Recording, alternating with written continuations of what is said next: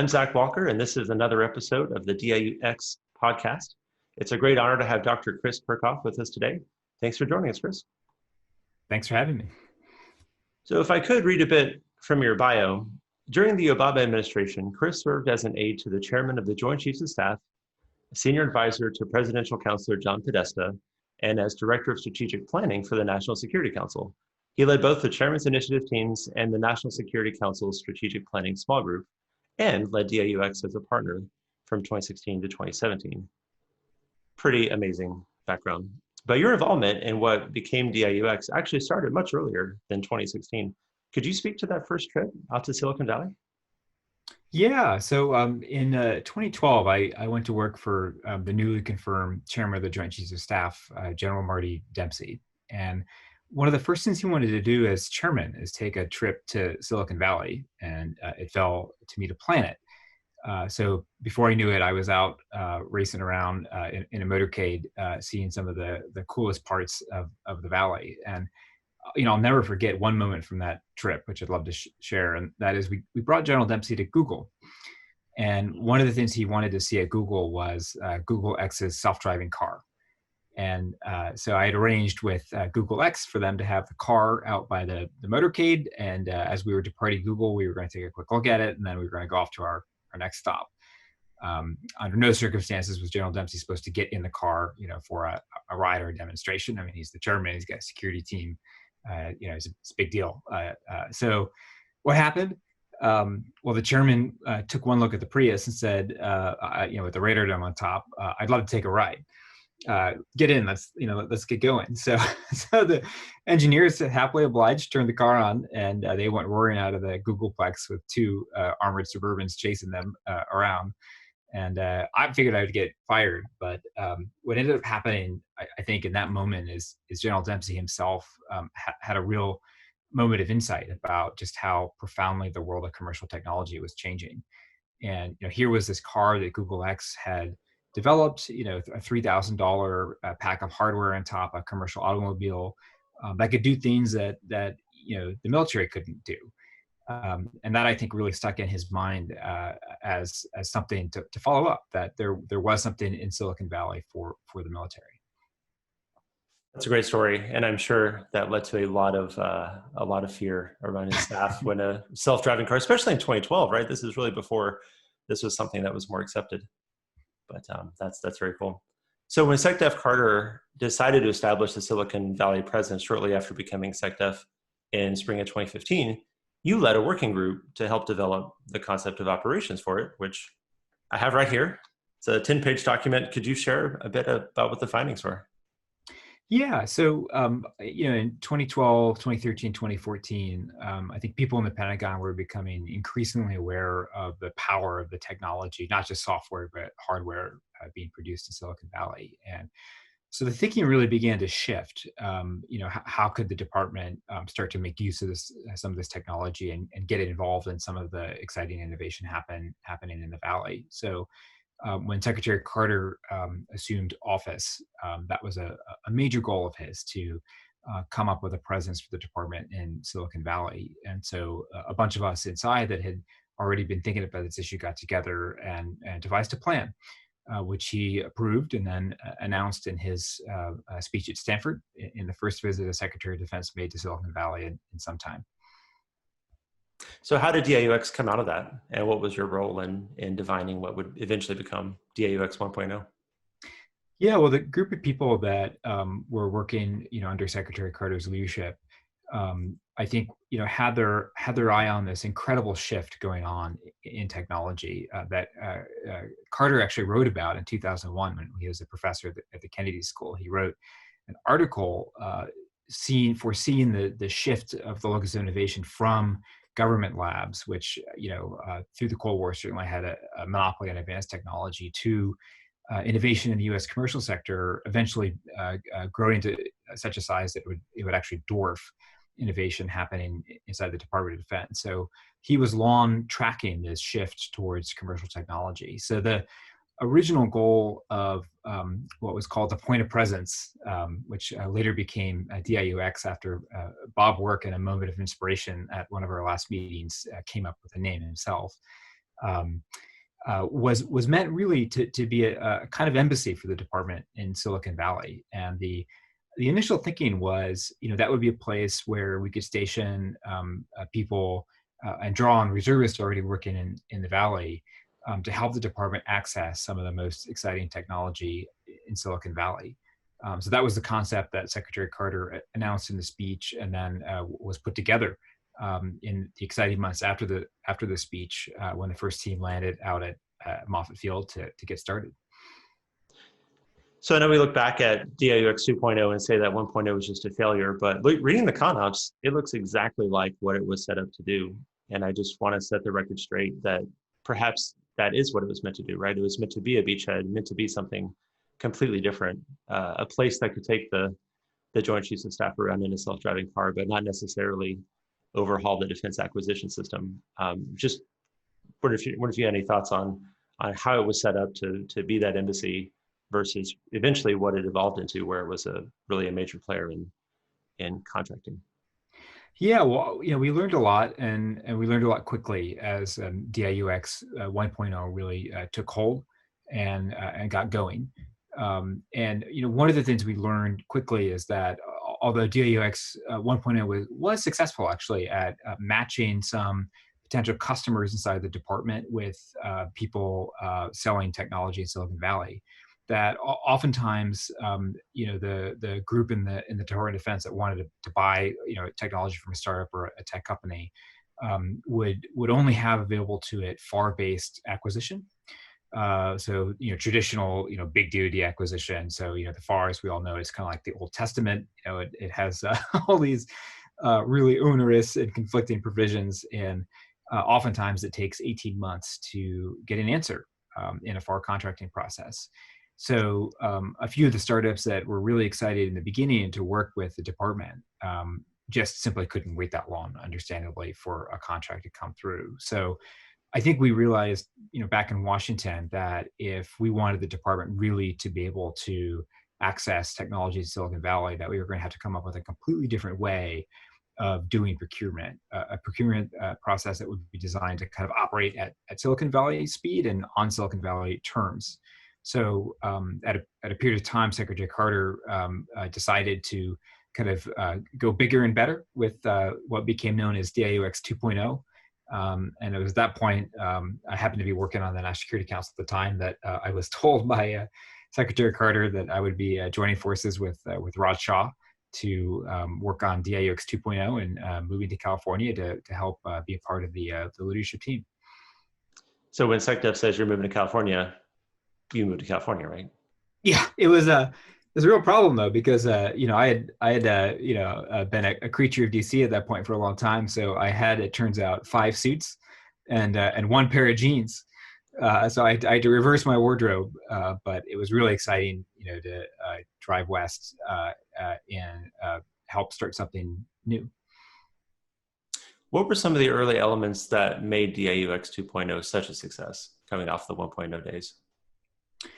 Well, a lot of things went right away in DIUx 2.0. The first factor, of course, was that we had Secretary Carter's vision and commitment to back us up as we built out his vision.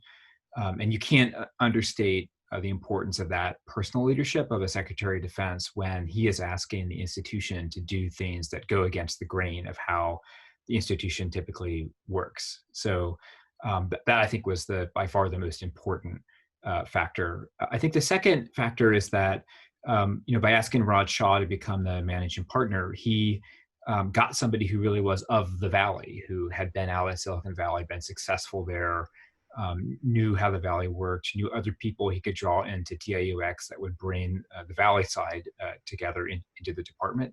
So I think that was another major factor in DIUx 2.0's early success.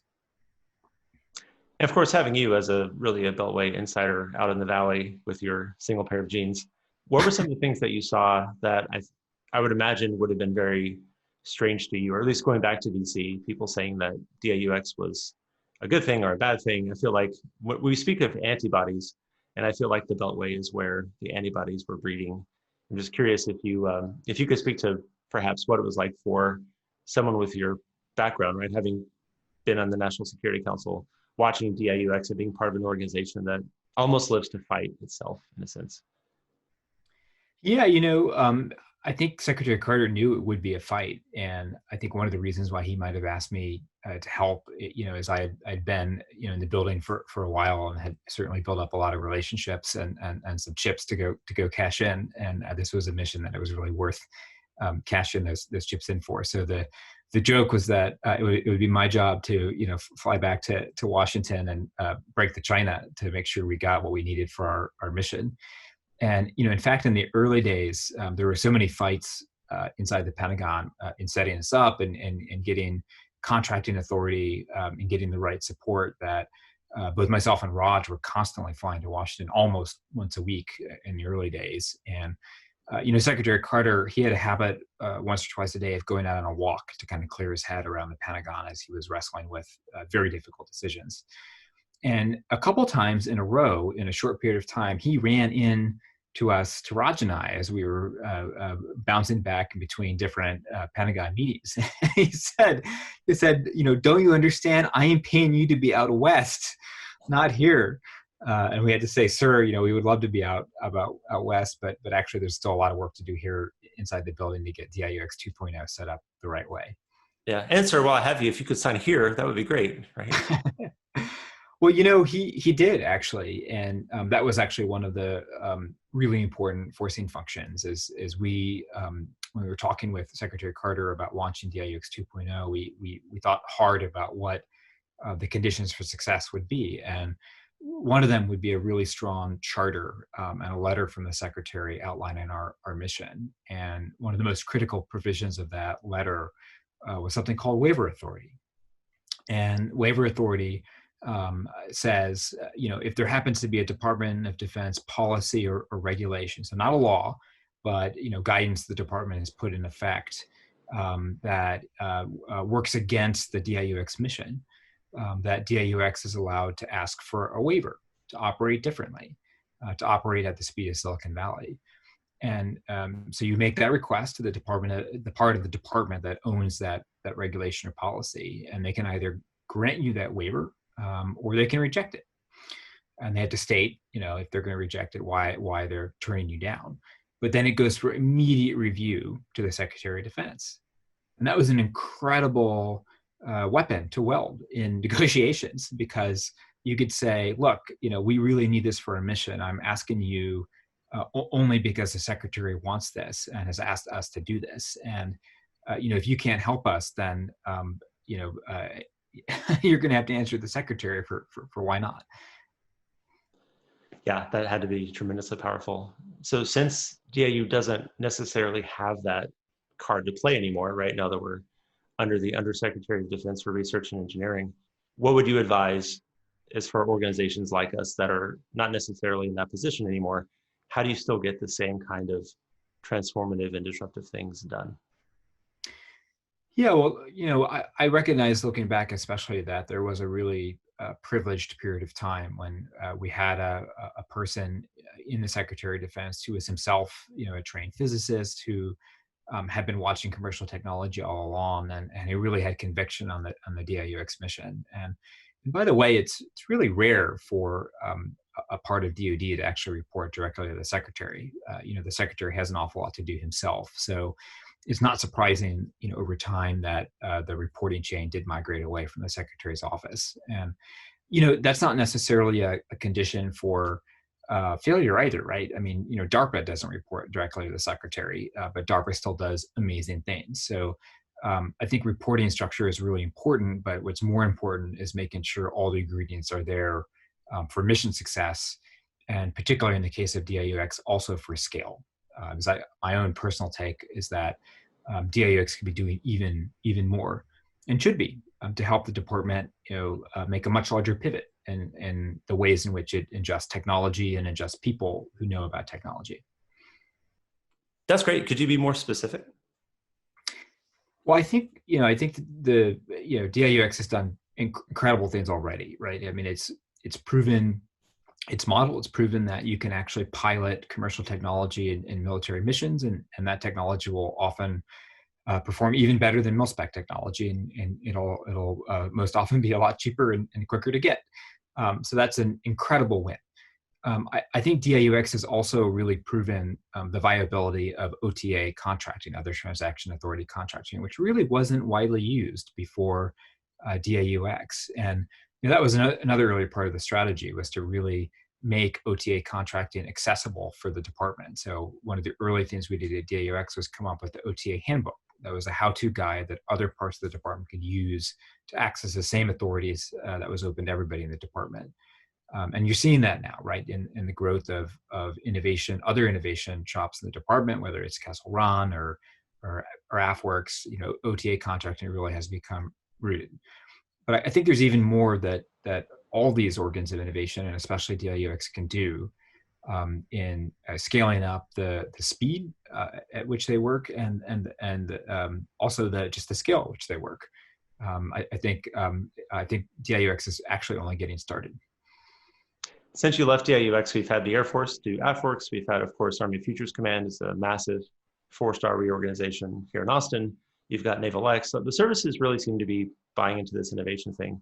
I'm wondering what your thoughts are on that, and how that will scale, and if you think in 3 to 5 years, what that'll result in. It's really exciting. That's the one thing that I'm perhaps proudest of, is the fact that DIUx set an example, a template that others could use. We knew that ultimately, even though we reported the secretary and had a budget line and had 60 people in an office in Silicon Valley, that in comparison to the scale of the department, that's actually very, very small. So we knew that the only way we would really scale success would be by replicating it in other places. So I'm so proud to see other parts of the services going all in on the innovation mission.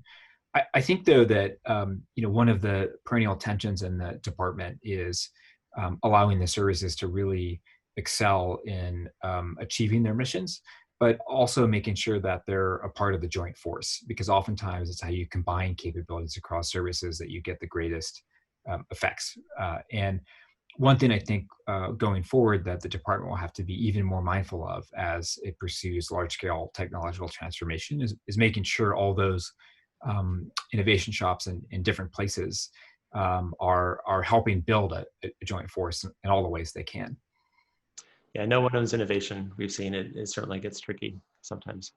So in your farewell email to DIUx in 2017, you said, "There is no more important strategic shift our nation ought to be pursuing for our own security and that of the liberal world order." 3 years later, almost, does that statement mean anything different to you? Well, gosh, I think in the last 3 years, we've certainly seen much more pronounced ways of how technology can impact the power of nations, how nations interact and sometimes interfere with one another, and also the importance of technology in the context of alliances. Alliances with democratic states who tend to use technology very differently than authoritarian states. So, I think all of this is part of the observation, that commercial technology, because of its increasing, speed and scale, is going to change the world in all kinds of ways that the Department of Defense really needs to focus on, as does the wider national security apparatus. One way the world has changed, of course, is with COVID-19. And right before DIUx, you were in the National Security Council and worked the Ebola pandemic response. Do you have any lessons learned that you could share for a post-COVID-19 world? Yeah, no, I had a real privilege in that part of the time I served. I worked initially at the Pentagon to help plan and launch Operation United Assistance, which is the military mission to West Africa that sent about 3,000 U.S. troops to support civilian health responders. And then I got a chance also to work on the White House Ebola Task Force, and actually to write the NSC After Action Report on Ebola. And it really changed my view, actually, of the threat that pandemics pose to global security. Ebola is a horrible disease, but it's not airborne, and it happened to break out in a part of the world that it's very remote, that doesn't have global air connectivity to other continents.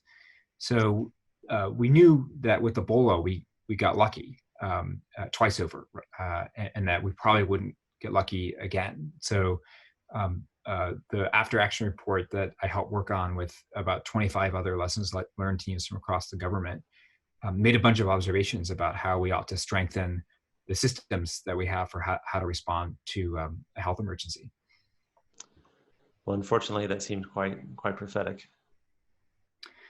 Yeah, it